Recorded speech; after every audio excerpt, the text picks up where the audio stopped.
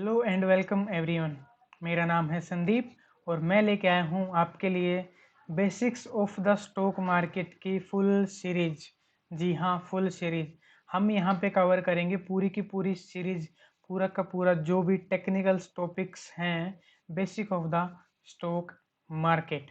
तो शुरू करने से पहले अगर आपको ये सीरीज सच में ज़रूरत थी और आप अगर ये पसंद करते हो तो वीडियो को लाइक ज़रूर कर दो, चैनल को सब्सक्राइब कर लो। आपको बेल आइकन दिख जाएगा यहाँ पे या फिर नीचे बेल आइकन है, उसको डेफिनेटली प्रेस करना है और वीडियो को ज़रूर शेयर करना है। चलो तो हम शुरू कर लेते हैं basics of the stock market by सिम्फ्रीन ट्रेडर्स। सिम्फ्रीन ट्रेडर्स, ठीक है। तो हमारा जो लोगो है वो है सिम्फ्रीन ट्रेडर्स। तो चलो शुरू करते हैं। तो देखते हैं कि वाई स्टॉक मार्केट और why investing is very much important at that time. Y?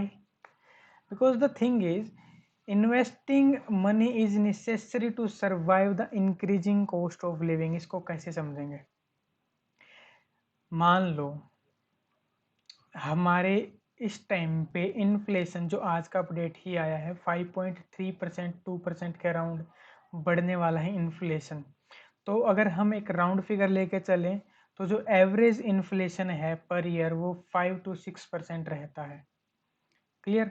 अब मान लो आप एक जॉब करते हो, कोई भी जॉब करते हो, आपकी अर्निंग एग्जाम्पल के लिए 50,000 रुपीज़ है। तो क्या 50,000 रुपीज़ के जब आप इंक्रीमेंट आएगा, एग्जाम्पल के लिए जब हम बोलते हैं कि इंक्रीमेंट आएगा तो इंक्रीमेंट कितना? 10%। और 10% तो ऑब्वियसली उनका होता है जो बहुत एक्सट्रीम लेवल से काम करते हैं, मतलब बहुत डेडिकेटली, बहुत पैशनेटली होते हैं अपने जॉब लाइफ के अंदर, उनका 10% होता है। वरना 5 to 7% इंक्रीमेंट जो है पर ईयर हमारा रहता है। अब खुद सोचो कि 5 to 7% इंक्रीमेंट पर ईयर, 50,000 रुपये आपकी इनकम थी, उस पर 5 से 7% आपको अगले साल बढ़ के मिला, बट अगले साल साथ में इन्फ्लेशन भी बढ़ गया। ठीक है, जो चीज़ मान लो 10 रुपये की मिल रही थी या फिर जो चीज़ 100 रुपये की मिल रही थी वो 105 की हो गई, तो 5% इन्फ्लेशन बढ़ गया। ठीक है। और अब जो एक्स्ट्रा आपने सोचा होगा कि मेरा इंक्रीमेंट हो गया, पैसे ज़्यादा आएंगे, बट नहीं, आपका जेब खर्च भी ज़्यादा बढ़ जाएगा। तो अब ऐसी सिचुएशंस में आप क्या कर सकते हो? ऐसी सिचुएशंस में आप इन्वेस्ट कर सकते हो मनी। ठीक है। क्यों इन्वेस्ट कर सकते हो उसके रीजंस हम अभी जानते हैं। तो फर्स्ट रीजन कि जनरली पीपल करते क्या है, जो जनरल ऑप्शन होता है, तो जनरली लोगों के पास ऑप्शन होता है वो होता है कि हम जॉब करते हैं। जो मैक्सिमम लोग इंडिया के अंदर जॉब करते हैं, ठीक है, तो जॉब करते हैं। तो मैंने एग्जांपल ले लिया कि एग्जांपल के लिए 5% जो है इंक्रीमेंट होता है। एग्जांपल के लिए 10% थोड़ा एक्स्ट्रा ऑर्डिनरी पीपल का हो जाता है, या फिर जो अच्छा परफॉर्मेंस देते हैं वो वर्क वाइज भी हो सकता है और वो थोड़ा सा चापलूसी वाइज भी हो सकता है, वो डिपेंड करता है। पॉलिटिकल ज़्यादा चलता है जॉब के अंदर, पॉलिटिक्स काफ़ी चलती है, तो वो जो बीट कर जाते हैं पॉलिटिक्स को उनका 10% हो जाता है, बट 5% रहता ही है, ऑलमोस्ट 5-7%। तो 5% तो महंगाई बढ़ गई। आपने सोचा आपके जेब में पैसे ज़्यादा आए हैं, बट पैसे तो खर्चे देने के बाद उतने के उतने ही बच रहे हैं। बच रहे हैं या नहीं बच रहे हैं वो भी एक अलग बात है। तो इसको कैसे बीट करेंगे? ठीक है, तो इसको कैसे बीट कर सकते हैं? इसको आप इन्वेस्टिंग से बीट कर सकते हो।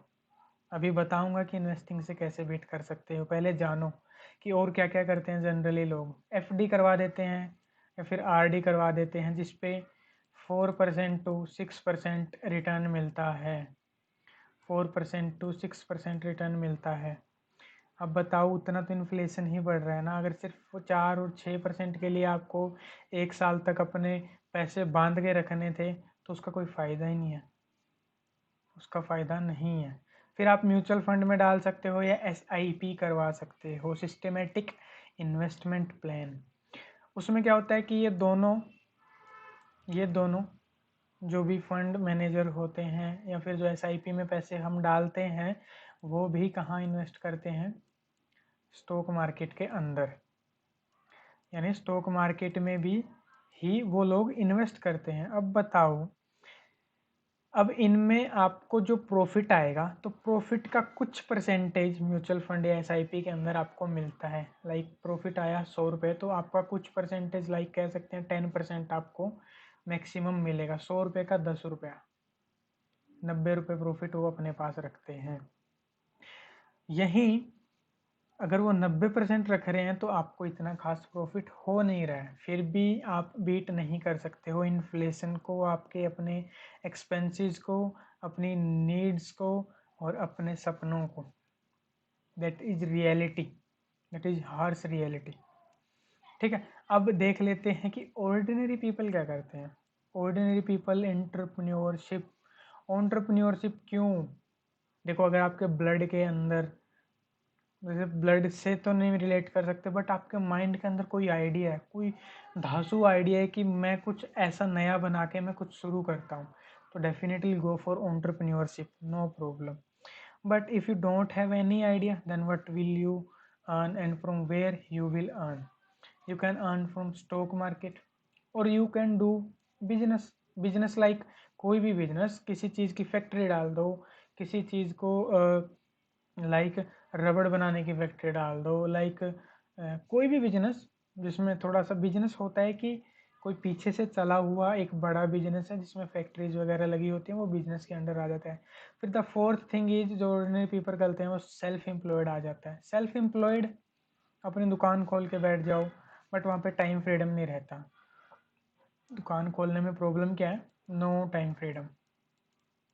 ठीक है, आपकी दुकान पे आपको सुबह पहुंचना है तो पहुंचना है, और आपकी दुकान आपको टाइम से खोलनी है।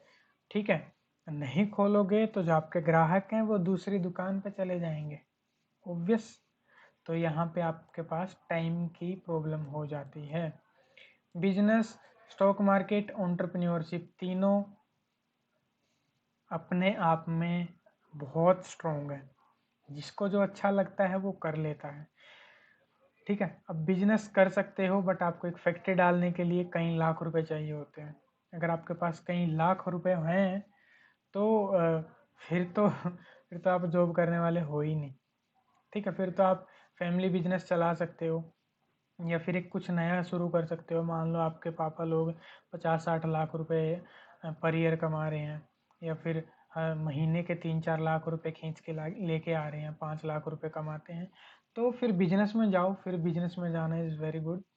एंटरप्रेन्योरशिप भी कर सकते हो अगर आपके घर वाले आपको सपोर्ट करते हैं तो, लेकिन अगर नहीं करते हैं तो वो भी बहुत मुश्किल है। And stock market business is also a entrepreneurship, remember this. Stock market business, stock market is not gambling, stock market is pure business if you do it consistently with discipline and risk management। वो कैसे, वो हम आगे सीखेंगे। तो ordinary people तो ये option choose करते हैं, जनरली पीपल ये वाले ऑप्शंस चूज करते हैं। अब आपको आप पे डिपेंड करता है आप किस टाइप के इंसान हो। ठीक है, अब देखो, अगर मान लो इन्वेस्टिंग की, अब मैं बात कर लेता हूँ इन्वेस्टिंग क्यों ज़रूरी थी, उसी पे दोबारा घूम के आ जाते हैं। इन्फ्लेशन बढ़ती है 5 to 6% पर ईयर, क्लियर है? ये हमारा इन्फ्लेशन का डेटा है, ऑलमोस्ट इतना बढ़ता है। अगर वहीं मान लो आप 50,000 रुपये कमाते हो, 50,000 रुपये कमाते हुए आपके खर्चे हैं 20 से 25,000 रुपये। ठीक है, 20 to 25,000 आप क्या कर देते हो, खर्च कर देते हो। आपके पास बचते हैं 20-25,000 रुपये, जिसमें से आप 15 से 10,000 रुपये या 10,000 या 15,000 रुपये आप अपने कोई भी ड्रीम के लिए, कोई भी कुछ लाने के लिए, कुछ भी बाय करने के लिए अपना धीरे धीरे सेविंग कर रहे हो। किसी भी बड़े इवेंट के लिए आप तैयार कर रहे हो सेविंग्स अपनी। ठीक है, अब आपके पास मान लो हर महीने 10,000 रुपये एक्स्ट्रा रह जाते हैं, जिनका आपको नहीं पता क्या यूज़ करना है। अब उनको आप क्या करते हो, या तो फिर पार्टी वार्टी कर लेते हो, या फिर कहीं घूमने चले जाते हो। ठीक है, या फिर कहीं घूमने चले जाते हो, ऐसा भी हो सकता है। ठीक है, लेकिन अगर वहीं आप पर मंथ सिर्फ 5,000 रुपये बचा के, 5,000 रुपये आप फिर भी अपने पास रख लो, 5,000 रुपये बचा के हर मंथ 5,000 रुपये इन्वेस्ट करते हो, तो आपके 1 साल के हो जाते हैं 60,000 रुपीज़। ठीक है, अब 60,000 रुपीज़ अगर आप स्टॉक मार्केट में इन्वेस्ट करते हो और आप अच्छी अच्छी कंपनी चूज करते हो, जैसे Reliance, H D F C bank, L&T आपका, और हो गया ये, और भी जो ब्लू चिप्स कंपनीज हैं उनके अंदर काफ़ी सारी कंपनीज हैं वैसे, ठीक है, जो पर ईयर 15 से 20% का रिटर्न कहीं नहीं छोड़ती है, पर ईयर जिनका एवरेज 15 से 20% रिटर्न रहता है। तो अगर आप 60,000 रुपये इन्वेस्ट करके मान लो 20,000 रुपये भी प्रॉफिट कमा लेते हो तो 12,000 रुपये हो गया 1 साल का। वहीं एफडी पे सिर्फ कितना मिल रहा था, सिर्फ 5%। 60,000 का 5% कितना हुआ, 3,000 रुपये। सिर्फ 3,000 रुपये आप प्रॉफिट कमा रहे थे, वहीं आपने 12,000 रुपये, तो आपने 4 गुना प्रॉफिट कमा लिया इन्वेस्टिंग से। सिंपली आपने अच्छी कंपनीज चूज करी, आपने गैम्बलिंग माइंडसेट से कोई इन्वेस्टमेंट नहीं करी, आपने उन कंपनीज के अंदर ही इन्वेस्ट किया जिनके अंदर ग्रोथ है, जो ईयर ऑन ईयर अच्छा ग्रोथ दिखाती हैं, एक अच्छी कंपनीज हैं, ना कि पेनी स्टॉक्स के अंदर आप इन्वेस्ट कर रहे हो। अच्छी कंपनीज के अंदर इन्वेस्ट करो। तो क्या आपने इन्फ्लेशन को बीट कर दिया? हाँ, 6% भी अगर इन्फ्लेशन बढ़ता है तो भी आपके हैंड पे ऑलमोस्ट 10% का जो है रिटर्न बच जाएगा। ऑलमोस्ट 10% रिटर्न फिर भी आप बचा जाओगे, फिर भी आप इन्फ्लेशन को जॉब के साथ बीट कर सकते हो, डेफिनेटली कर सकते हो, ठीक है। एंटरप्रेन्योरशिप कर सकते हो, काफ़ी हार्ड है। स्टॉक मार्केट भी इजी तो नहीं है, but investing is very easy if you make it easy. अगर आप उसको कंफ्यूजिंग, उसको स्ट्रगलिंग बना देते हो, पेनी स्टॉक्स पे चले जाते हो, रातों रात पैसे डबल करने की सोचते हो, then investing is very hard, ठीक है। अगर आप बिल्कुल सिंपल रूल से चलते हो, सिंपल अपनी लाइफ को रखते हो, सिंपल अपनी इन्वेस्टमेंट को रखते हो, तो definitely you can earn good money in investing. अब हमारे पास इतने ऑप्शन है तो स्टॉक मार्केट ही क्यों? अच्छा क्वेश्चन है ना, कि मेरे पास तो भाई मैं एंटरप्रेन्योरशिप क्यों ना करूं, मैं बिजनेस अपना क्यों ना करूं, मैं सेल्फ एम्प्लॉयड क्यों ना बनूं? सेल्फ एम्प्लॉयड तो मैंने रीजन बता दिया, नो टाइम। पैसा है बट टाइम नहीं है, ठीक है। अगर टाइम की फ्रीडम चाहिए, अभी इस जो एज होती है एक 20 to 35 की जो एज होती है, इसी में टाइम फ्रीडम की असली इंपॉर्टेंस होती है। 35 के बाद टाइम फ्रीडम रहता रहेगा, तुम क्या इंजॉय कर पाओगे इतना?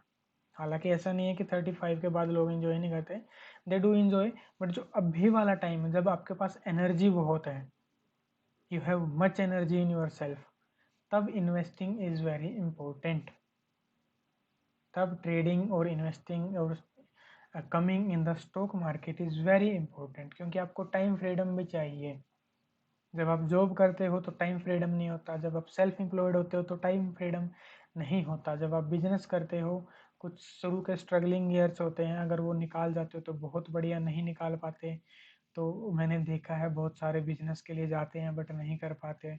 मैंने खुद अपने दोस्त के एक्सपीरियंस को सुना है, एंटरप्रेन्योरशिप के लिए जाते हैं बट फेल हो जाते हैं और इतनी बुरी तरह टूट के आते हैं। But stock market is very easy thing if you do investing with your job also, you can do job, the you can beat the inflation very easily, okay. तो स्टॉक मार्केट क्यों ज़रूरी है, रीज़न बता दिया। First reason is time freedom, सबसे बड़ा reason time freedom, okay. Next thing is stock market में आपकी नॉलेज बहुत वास्ट हो जाती है, बहुत अच्छे से बढ़ती है। कैसे बढ़ती है? आप एक कंपनी में काम कर रहे हो, आप एक कॉरपोरेट कंपनी के अंदर काम कर रहे हो, खुद सोचो आपको उस कंपनी के बारे में कितना पता है, या सिर्फ अपने डिपार्टमेंट के बारे में ही पता है कि आपके डिपार्टमेंट में क्या होता है। क्या आपको पता है कि आपका डिपार्टमेंट की जो सैलरी बनती है वो कैसे बनती है, या फिर आपके डिपार्टमेंट का जो बजट आता है वो कैसे आता है, या फिर आपकी सैलरी सिलेक्शन किस टाइप से होती है? अगर आप स्टॉक मार्केट में इन्वेस्ट करना शुरू कर देते हो तो डेफिनेटली आप नॉलेज गेन करना शुरू कर देते हो, आप उसके बारे में पढ़ोगे, कंपनी कैसे चलती है, कैसे चीज़ें आगे बढ़ती हैं, तो आप ये कंपनी में सीखते हो कि कंपनी काम कैसे करती है, ठीक है। उनके इंटेंजिबल टेंजिबल एसेट्स क्या होते हैं, लाइबिलिटीज़ कंपनीज के पास क्या रहती हैं, वो सब आप सीखते हो। Companies always around you means कि जब आप सिर्फ जॉब में घुसे हो, बट आप जब स्टॉक मार्केट में इन्वेस्ट करना शुरू कर देते हो तो आप देखते हो कि अच्छा इधर ये कंपनी है, ये तो मैंने देखा था कि ये तो लिस्टेड कंपनी है। उधर मैंने देखा कि L&T का वहाँ पे बिल्डिंग है, दैट मीन्स L&T एक अच्छी कंपनी है, इतनी बड़ी बिल्डिंग है, the L&T company is doing very good. तो आप कंपनीज जो आपके अराउंड, आपके सराउंड हैं, उन पे ध्यान देना शुरू कर देते हो। And the most attracting thing is make money while you sleeping. आप सो जागो, आपके पैसे बन रहे होते हैं स्टॉक मार्केट के अंदर। ठीक है, that's why investing is very important. मुझे लगता है कि मैंने आपके काफ़ी सारे पॉइंट्स क्लियर कर दिए हैं, फिर भी कोई पॉइंट्स क्लियर नहीं हुआ है कि क्यों हम स्टॉक मार्केट में आए, तो कमेंट सेक्शन में ज़रूर कमेंट करके बताना और वीडियो को लाइक कर दो अगर यहाँ तक ये कंटेंट आपको पसंद आया है तो डेफिनेटली। अब बढ़ते हैं हम आगे। अब हमने ये तो समझ लिया कि हमें स्टॉक मार्केट में इन्वेस्ट क्यों करना है, पर अभी तक हमने अब हमारे समझने का टाइम आ गया कि असल में स्टॉक मार्केट है क्या, और ये कहते हैं ना किस खेत की मूली है तो वही समझना है कि स्टॉक मार्केट होता क्या है, या फिर शेयर मार्केट क्या होता है, या फिर इक्विटी मार्केट भी बोल देते हैं, वो क्या होता है।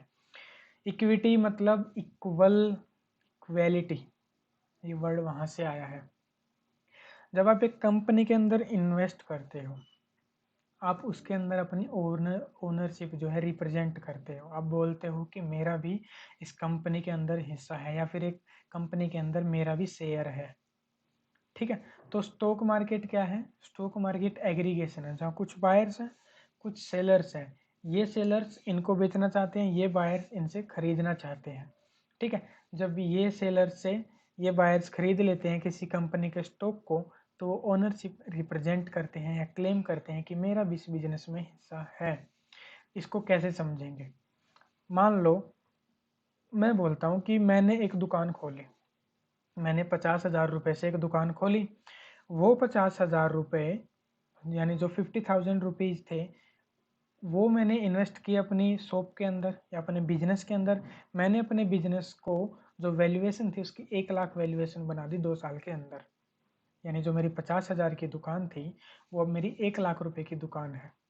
अब मैं सोच रहा हूँ कि मैं अपनी दुकान को बड़ा करके कुछ शोरूम टाइप या फिर कुछ अच्छा सा शोरूम बनाऊँ, या फिर एक लाइक उसको मतलब अच्छे लेवल पे ग्रो करूँ। बट अब मैं सोच रहा हूँ कि मेरे पास मेरी वैल्यूएशन 1 लाख रुपए है, तो मुझे कम से कम चाहिए 1 लाख रुपए और, ताकि मैं एक लाइक नई शॉप ले लूँ या फिर अपने बिजनेस को किसी भी तरीके से ग्रो करूँ, फिर न्यू प्रोडक्ट्स डालूँ, मेरी सर्विसेज अच्छी करूँ, तो मुझे उसके लिए 1 लाख रुपए और चाहिए। अब मैं आता हूँ आपके पास, मैंने बोला कि देखो मैंने 2 साल में अपने बिजनेस को डबल करके दिखाया है कि जो मेरा बिजनेस था वो मेरा 50,000 का था, वो 1 लाख का हो गया। तो अगर आप मुझे 1 लाख रुपए देते हो तो हमारी पार्टनरशिप 50-50% रहेगी, और जो भी प्रॉफिट होगा मैं उसको आपका प्रॉफिट का आपको 50% जो है पे करूँगा। ठीक है, तो अब आपके पास मान लो पैसे थे, आप बोलते हो कि ठीक है, और मैं साथ में बोलता हूँ कि मुझे आपको सिर्फ पैसे इन्वेस्ट करने हैं, सारी प्रॉब्लम्स मेरी, मैं अपने बिजनेस को अपने तरीके से हैंडल करूँगा, कोई भी प्रॉब्लम्स आएगी मैं उनको सोल्व करूँगा। ठीक है, बस आपको अपने पैसे इन्वेस्ट करने हैं, तो आप राज़ी हो जाते हो, आप मुझे देते हो 1 लाख रुपए। ठीक है, आपने जब मुझे 1 लाख रुपए दे दिए, जब मुझे 1 लाख रुपए दे दिए, दैट मीन्स आपकी पार्टनरशिप बन गई उस बिजनेस के अंदर। अब आप ओनरशिप रिप्रेजेंट करते हो मेरे बिजनेस के अंदर by investing in my business. Clear है स्टॉक मार्केट कैसे चलती है, फिर कोई कंपनी कैसे चलती है, ऐसे ही हर कंपनी के अंदर होता है। कंपनी बोलती है कि देखो हम ग्रोथ दिखा रहे हैं, हम अच्छा बढ़ रहे हैं, हम ईयर ऑन ईयर अच्छी ग्रोथ कर रहे हैं, तो आप हमारी कंपनी के अंदर इन्वेस्ट करो, आपका जो पैसा होगा हम उसको बढ़ा के देंगे। आप हमारी कंपनी के शेयर्स लो, हमारी कंपनी ग्रो करेगी तो हमारे शेयर्स भी ग्रो करेंगे, हमारे शेयर्स ग्रो करेंगे तो आपकी जो कैपिटल है वो भी ग्रो करेगी, आपकी इन्वेस्टमेंट ग्रो करेगी। तो इस तरीके से stock market, share market, equity market चलती है, या फिर कोई भी कंपनी लिस्ट होने के बाद ऐसे ही अपने आप को बढ़ाती है। यहाँ तक क्लियर, तो वीडियो को लाइक कर दो। अब नेक्स्ट आ जाते हैं कि मिथ्स अबाउट स्टॉक मार्केट। तो क्या क्या मिथ है स्टॉक मार्केट के अंदर। सबसे पहला मिथ है कि investment in stock market is very risky. क्या ऐसा है? नहीं है। टू सम एक्सटेंट, ध्यान रखना, टू सम एक्सटेंट ऐसा नहीं है। द कंडीशन इज आपको ब्लू चिप्स कंपनी के अंदर ही इन्वेस्ट करना है in the initial phase, specially in the initial phase. Blue chips company के अंदर इन्वेस्ट करोगे तो डेफिनेटली 15 से 20% रिटर्न आपका कहीं नहीं जाने वाला ईयर ऑन ईयर। बिल्कुल सिंपल लेके चल रहा हूँ। हालांकि देखो ऐसा भी होता है जब बुल रन चलता है तो एक ही साल में 45, 50, 90% भी रिटर्न आते हैं, 100% भी रिटर्न आते हैं साल के अंदर ही। बट एक एवरेज लेके चलें कि कभी मार्केट बुल रन थी तो डाउन गई, ऊपर गई, डाउन गई, ऊपर गई। तो लाइक इट वाज लाइक कि एवरेज आपको 15 से 20% रिटर्न कहीं भी नहीं गया। अगर आप ब्लू चिप्स कंपनी या अच्छी कंपनीज के अंदर इन्वेस्ट करते हो तो ठीक है, ये चीज़ हमेशा हमें ध्यान रखने वाली है कि ब्लू चिप्स कंपनीज के अंदर ही इन्वेस्ट करना है। ठीक है, कभी भी पेनी स्टॉक्स में इन्वेस्ट मत करो। अगर पेनी स्टॉक्स में इन्वेस्ट करोगे तो ठीक है कि एक आध बार आपकी लॉटरी लग जाए, but not all the times. मेरा पर्सनल एक्सपीरियंस कहता है, मैंने पेनी स्टॉक्स खरीदे थे, मेरा 100% रिटर्न, 110% रिटर्न था, मैंने बेचे। उसके बाद दोबारा मैं पेनी स्टॉक्स में गया बिलीव नहीं करोगे, मैंने 150% लॉस कर दिया था अपना। लाइक जो कमाया था 100% प्लस 50% एक्स्ट्रा लॉस। तो जो आया था वो चला गया पेनी स्टॉक्स के चक्कर में। तो वहाँ से एक लेसन ज़रूर मिला कि don't go for penny stocks. जब वो गिरते हैं तो धड़ाम गिरते हैं, उठने में फिर बहुत टाइम लग जाता है और आपका पेशेंस लूज हो जाता है। ठीक है, तो इसलिए investment in stock market is not very risky. ठीक है, you need to have a very strong knowledge of finance. No, no, totally wrong, totally wrong. आपको स्ट्रॉन्ग नॉलेज होने की कोई ज़रूरत नहीं है फाइनेंस की अगर स्टॉक मार्केट में इन्वेस्ट करना शुरू करना है तो।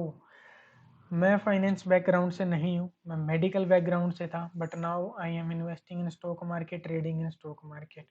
तो मैं मेडिकल फील्ड से फाइनेंस फील्ड में आ गया हूँ।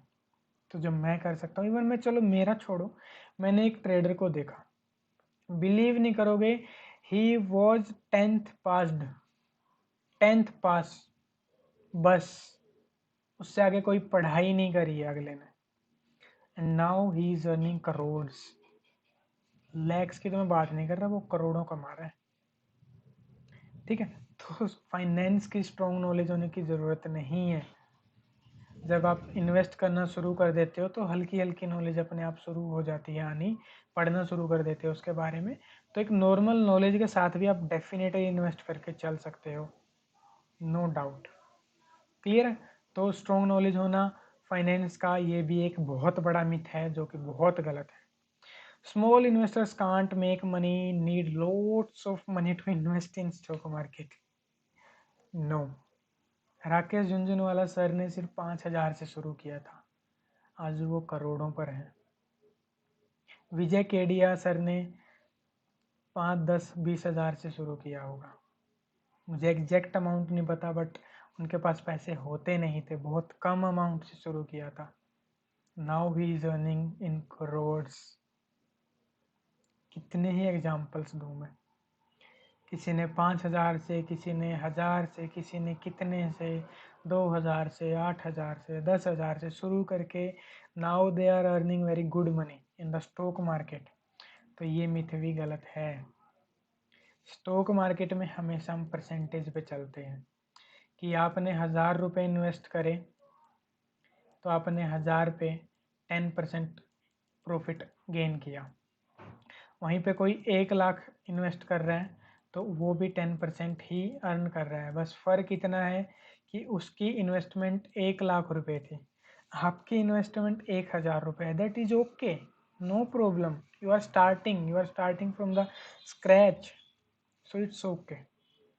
But the thing is, you are also earning 10%. You are not earning less than 10%. वो बड़ा इन्वेस्टर भी 10% ही कमा रहा है और तुम भी 10% कमा रहे हो। तो हमेशा परसेंटेज में हमें स्टॉक मार्केट के अंदर देखना चाहिए, how much percentage you are earning in the stock market. तो इसलिए हमेशा ध्यान रखो कि स्मॉल इन्वेस्टर ही बड़ा बनता है। पहला कदम फिर दूसरा कदम, ना कि पहला और 10वां कदम। ऐसा कभी नहीं होता लाइफ में, यू नो वेरी वेल। ये बात तो मुझे समझाने की ज़रूरत भी नहीं है। छोटे छोटे कदमों से ही हम बड़े कदम रख पाते हैं। क्लियर।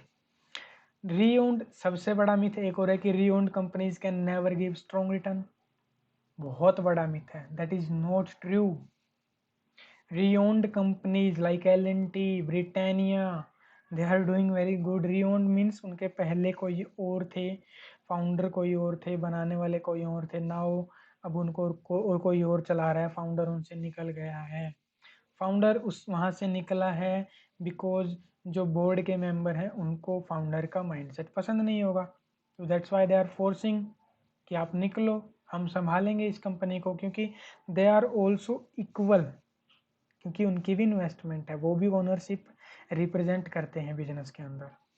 और अगर ज़्यादा ज़्यादा ओनर्स अगेंस्ट हो जाते हैं किसी के अंदर, देन डेफिनेटली वो अपना कंपनी के अंदर चेंजेस करते हैं। तो L&T एक बहुत बढ़िया एग्जांपल है। L&T लाइक कंपनी ऐसी है कि अभी भी इन्वेस्टमेंट अगर कर दो, L&T को अगर देखोगे ना, 1 साल के ऑर्डर्स पड़े हैं L&T के पास अभी भी। अगर आज के बाद उसके पास कोई ऑर्डर भी ना आए तो भी, तो L&T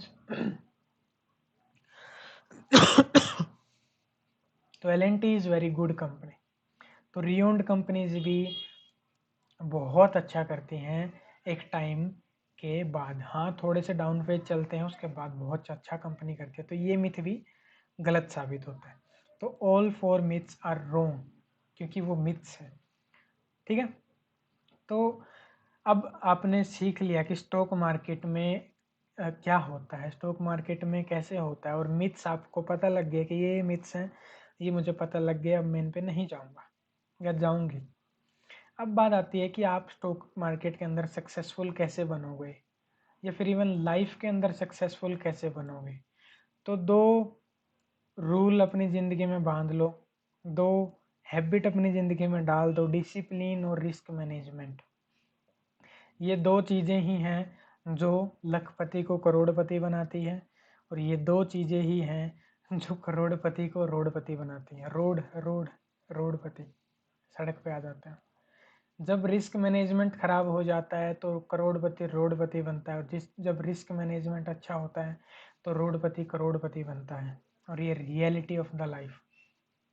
ठीक है, आपका रिस्क है 2,000 रुपये लेने का, बट आप सीधा इन्वेस्ट कर दे रहे हो 20,000 रुपये। 20,000 रुपये इन्वेस्ट करके आप लॉस कर दे रहे हो, तो क्या दोबारा स्टॉक मार्केट में आओगे? नहीं आओगे, क्योंकि आपने रिस्क मैनेज नहीं किया। रिस्क मैनेज करते तो आप दोबारा मार्केट में एंटर करते, 2,000 के साथ दोबारा एंटर करते, और जब 10 बार फेल होते तब आप बोलते कि हाँ मुश्किल है। और ऐसा तो हो नहीं सकता कि 10 बार आप लगातार फेल हो सकते हो, बट कहीं ना कहीं आपके अंदर कमी होगी। अगर कमी है तो उसको इम्प्रूव करना होता है। ठीक है, तो proper risk management and discipline, ये हमारे एडवांस लेवल का आ जाता है। इसको हम एडवांस लेवल में पूरा अच्छे से डिस्कस करते हैं, एक एक पॉइंट्स डिस्कशन हो चलता है हमारा कि कैसे डिसिप्लिन मेंटेन करें, कैसे रिस्क मैनेज करें। बट लाइफ के अंदर मैं बता देता हूँ, दोनों चीज़ ही आपको सक्सेसफुल बनाती हैं। The next thing is market timing. अच्छा मुझे बताओ, आप जब सेल्फ एम्प्लॉयड होते हो तो आपका शॉप खोलने का कुछ टाइम होता है, बंद करने का कुछ टाइम होता है, या फिर आप बिजनेस करते हो तो आपका बिजनेस के अपने ऑफिस के अंदर जाने का कुछ टाइम होता है, फिर आने का कुछ टाइम होता है। तो क्या वो टाइम इम्पोर्टेंट है? आप खुद से क्वेश्चन करो। मेरे ख्याल से तो बहुत है। ठीक है, तो मेरे ख्याल से तो बहुत है। अगर वो टाइम इम्पोर्टेंट है तो हमें उस टाइम को समझना चाहिए। तो टाइम को समझते हुए हमें पता होना चाहिए कि मार्केट ओपन कब होती है, मार्केट क्लोज कब होती है, और क्या क्या फेजेज आते हैं। तो मार्केट के अंदर 4 फेज होते हैं। मार्केट 4 फेज में टाइमिंग के हिसाब से चलती है। 9 बजे से 9:15 बजे जो प्री ओपनिंग टाइम होता है मार्केट का, pre opening time. Pre opening time में सबसे पहले आ जाता है कि 9 बजे से 9-7 बजे का जो टाइम होता है, 9:15 तक जो है प्री ओपनिंग टाइम होता है। जो 9 बजे से 9-7 का जो टाइमिंग होता है, वहाँ पे ऑर्डर्स डलते हैं, किसी को बाय करना है, किसी को सेल करना है, किसी कंपनी के लिए अच्छी न्यूज़ आई है तो आप बाय करना चाहते हो, किसी कंपनी के लिए बुरी न्यूज़ आ गई है तो आप सेल करना चाह रहे हो। तो वो होता है 9 बजे से लेकर 9-7 तक ऑर्डर प्लेसिंग टाइम। फिर 9-8 से 9-11 तक होता है ऑर्डर मैच, कि मैं बाय कर रहा हूँ तो मुझे डेफिनेटली कोई बेचने वाला चाहिए, अगर ये मैं बेच रहा हूँ तो मुझे डेफिनेटली कोई बाय करने वाला चाहिए। तो ऑर्डर मैच होते हैं कि ये मैच हो गया। तो 9-8 से 9-11 तक 3 मिनट तक ऑर्डर मैच होते हैं।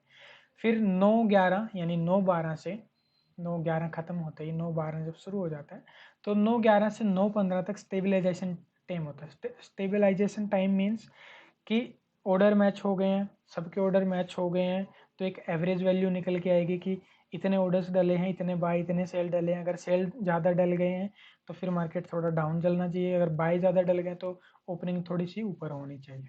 तो वो स्टेबलाइजेशन टाइम होता है 3 मिनट का। तो उसके बाद क्या आता है, stabilization time.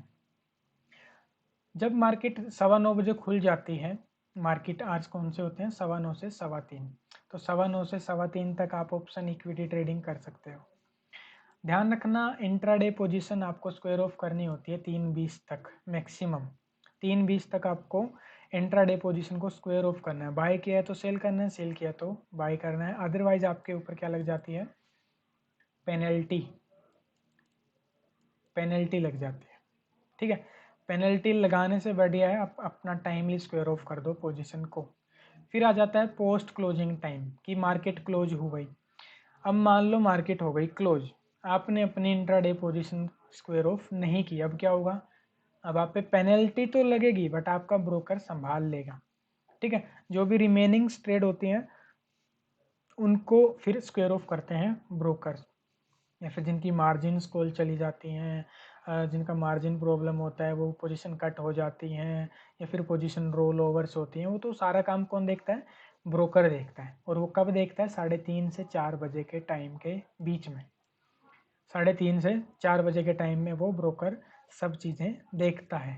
The fourth timing is after market hours.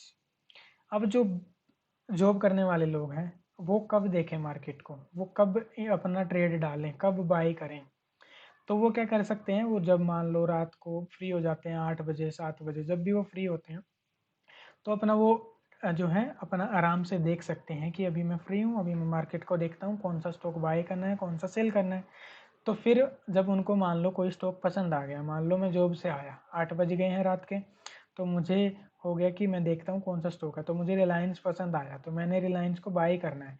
लेकिन सुबह मेरा ऑफिस टाइम 8:30 बजे मान लो शुरू हो जाता है, अब मैं ऑफिस टाइम पे अपना नहीं डाल सकता, तो मैं क्या करूँगा, रिलायंस को बाय ऑर्डर डाल दूंगा, एएमओ ऑर्डर डाल दूंगा सुबह के लिए, कि जब भी मार्केट खुलेगी तो मेरा रिलायंस बाय हो जाएगा। तो आफ्टर मार्केट आवर्स क्या होते हैं, 4 बजे से लेके, सॉरी ये एएम होगा यहाँ पे एएम कर लेना, तो 4 बजे से लेके अगली सुबह 9 बजे तक जो है आफ्टर मार्केट आवर्स होते हैं। अगर कोई भी ऑर्डर डलेगा तो आपका एएमओ ऑर्डर डलेगा। क्लियर है, मार्केट टाइम क्लियर। आपको यहाँ तक वीडियो पसंद आ रही है तो वीडियो को लाइक कर दो। वीडियो को जो एंड तक देख रहे हैं वो डेफिनेटली सीखना चाहते हैं, उनको एक थम्स अप मैं देना चाहूँगा। अब जो अगले टॉपिक्स हैं वो हम नेक्स्ट वीडियो में कवर करते हैं। इस वीडियो के लिए हम इतना ही कंटेंट रखते हैं, ठीक है। आई होप आपको ये कंटेंट पसंद आ रहा होगा, तो वीडियो को लाइक कर दो, चैनल को सब्सक्राइब जरूर कर लिया करो। यहाँ ऊपर आपको शायद दिख रहा होगा, लोगो दिख रहा होगा, तो वहाँ पे आप सब्सक्राइब कर सकते हो, और नीचे जाके सब्सक्राइब कर सकते हो, और बेल आइकन जरूर दबा के रखना, ताकि जब नेक्स्ट वीडियो आए तो आप डेफिनेटली उसको ग्रैब करो और अच्छे से इन्वेस्ट करो, अच्छे से पैसे कमाओ, लाइफ में सक्सेसफुल बनो, एक दूसरे को सपोर्ट करो, मन में जेलसी मत रखो, ठीक है। लाइफ में एक अच्छा इंसान बनो। मिलते हैं नेक्स्ट वीडियो में, तब तक के लिए bye bye. My name is Sandeep, we are from सिम्फ्रेन। जय हिंद।